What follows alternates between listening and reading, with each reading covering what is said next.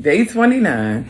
So in my travels today, I seen a girl who looks like she's probably about like 14, maybe 13, 14, and a little boy that probably was like maybe 7 or 8 years old. And the little girl had a blanket wrapped around her for a coat. And the little boy had on had a hoodie over his head with a long sleeve shirt with no coat or anything. And I really don't like approaching children when they're not with an adult. But those babies, it's cold outside, and those babies, I went to the girl and I just was like, "Baby, do you need a hoodie? This hoodie right here. Do you need this? I had a coat on. Do you need a hoodie? Because I'll take this off so then that little boy can have a hoodie."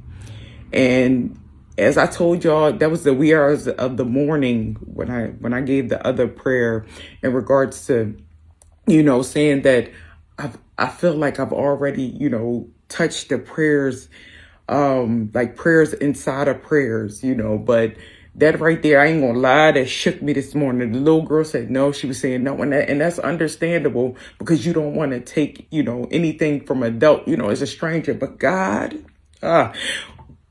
fulfill a need, whatever need that they need in their household. Father God, fulfill their need. I'm praying that once they went into the school, and even in going to school, that somebody sees them and help them fulfill the need that they need, Father God, whether it's extra coats, whether it's extra jackets, hats, gloves, Father God, even for any kids that have a need in school, for the vulnerable, Father God, because I understand that sometimes parents they ain't got it and they trying to make it. But then I understand that some grandparents have children that they're taking care of because the parents are absent. So Father God, help them meet the need in this season, Father God. Help them meet the need for where they lack, Father God, for where they lack, Father God. So today I'm laying before you. I'm asking you, to shield those who are unable to care for themselves, for those who are unable to protect themselves. Move our hearts to act on their behalf, Father God. I'm interceding for the children in foster care, those who living on the street,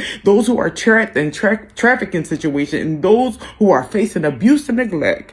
Father God, I'm praying for those. I'm praying that those vulnerable children be met by teachers, clergy, social workers, AIDS organization, foster families, and adoption agencies, Father God. I'm asking that in this time that we take the covers off our eyes and we begin to help fulfill the need.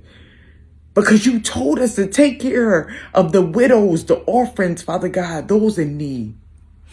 So God, I'm asking that all these things that you help us do in your mighty and precious name, that you help us to begin to take from our overflow, which we may not feel like we got overflow, Father God, but anything extra that we take and we give unto others.